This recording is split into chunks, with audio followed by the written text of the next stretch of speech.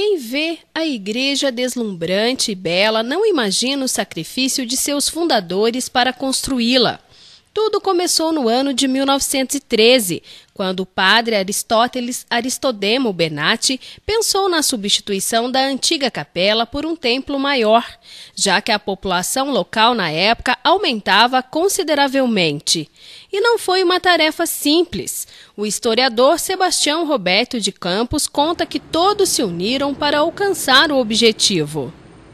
No começo não foi fácil, não. Cada um ajudava como podia, desde as pessoas pobres, economicamente falando, até as pessoas ricas, que tinham grandes cabedais. O meu sogro, por exemplo, Fernando Fossa, deu transporte das pedras para os alicerces aqui, as quais vieram em carretelas. Carretela é aquele veículo puxado por bois. 4 bois, 2 juntas de bois e trouxeram as pedras aqui. E muitas pessoas davam aquilo que podiam para a construção. O padre Benatti, ele entendia também de arquitetura e de engenharia. E quando os pedreiros estavam construindo essa bela construção aqui, ele ficava inspecionando um tijolo que um dos pedreiros colocasse de maneira errada, ele já o advertia: coloque direito esse tijolo, ele está torto, eu quero um trabalho bem feito. E naquele tempo os padres andavam de batina, que era batina preta, sapato preto, tudo preto. E ele subia lá nos andaimes, inspecionando os trabalhos, e a molecada que passava na rua olhava e falava assim: olha lá se não parece um urubu que está voando lá, por causa da roupa preta dele. Mas ele era muito estimado aqui, era uma pessoa respeitadíssima e que deixou uma passagem luminosa aqui. Ele foi embora por pressões políticas, cujos detalhes é bom a gente nem relembrar. No dia 15 de março, a Igreja Matriz de Andradas completa 100 anos. Com 64 metros de comprimento, sua primeira pedra foi benzida e lançada no mesmo dia, só que no ano de 1914, durante o episcopado de Antônio Augusto de Assis. As obras foram concluídas em 1941, quando estava em Andradas o cônego Benedito Profício. O historiador Sebastião revela detalhes desta passagem, principalmente quando foi escrita a primeira ata. Interessante que a nossa igreja começou com a Primeira Guerra Mundial, que estourava terrivelmente na Europa, que foi de 1914 a 1918. E ela foi terminada exatamente durante a Segunda Guerra Mundial, que foi de 1939 a 1945.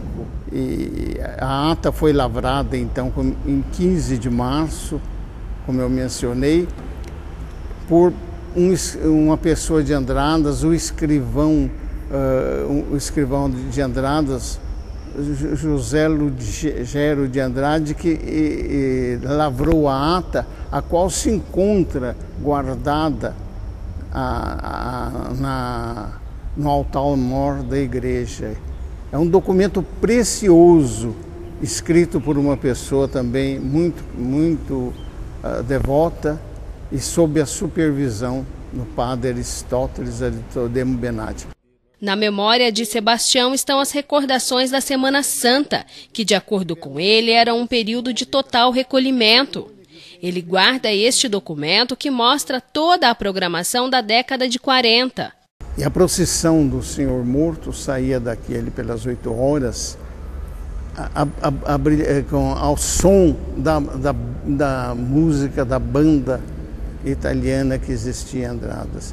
Eu estive conversando há pouco tempo com um amigo e ele me disse que a procissão do Senhor Morto, sem uma banda, sem a música de banda, que concorre para estimular a fé, o entusiasmo, a sensibilidade nas pessoas, a procissão sem a banda, ela não tem aquele realce que deveria ter.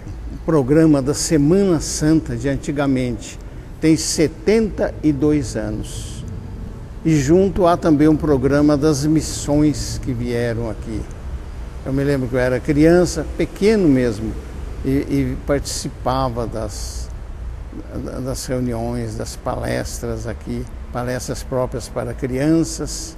Nós cantávamos até aquele hino tão bonito: o meu coração é só de Jesus, o meu coração é só de Jesus. Uma igreja grande e bela, mas faltava a construção das escadarias. E este sonho foi concretizado em 1º de julho de 1928. Uma gentileza do ilustre andradense e dizimista da então paróquia de Caracol, Coronel João Mosconi. A escadaria de 20 degraus é hoje cenário de muitas fotos. O dia da inauguração foi de festa. A banda italiana saiu pela rua executando aqueles dobrados de deixar o braço arrepiado.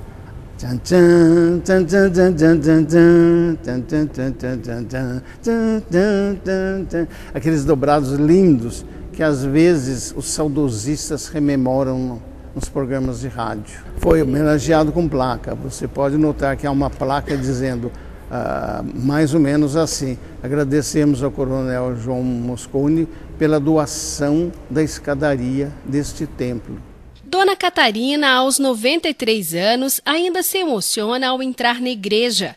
Nas páginas deste caderno estão todos os detalhes do dia do seu casamento, em 8 de outubro de 1938. Ela registra no diário os momentos mais importantes de sua vida. Nosso casamento. O dia amanheceu bonito. Em minhas orações, eu pedi a Deus que nos abençoasse.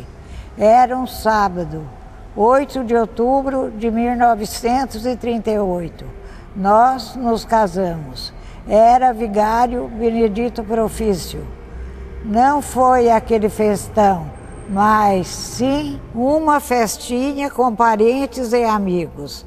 Na minha casa, uma mesinha de doces e bebidas. Na casa do Antônio, uma janta. Nossos padrinhos: Jeremias Saceron e Zilda Mesquita Saceron, Arthur Risso e Irma Risso. Até aquele dia eu assinava Catarina Matilde Fossa. O juiz disse: agora você vai assinar Catarina Fossa Saceron. Hoje eu me arrependo, não devia ter tirado Matilde.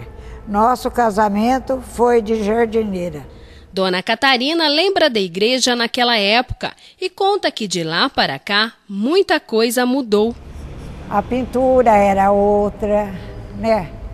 Aqui as coisas, muita coisa mudou. Porém, não era como agora que canta aqui pertinho.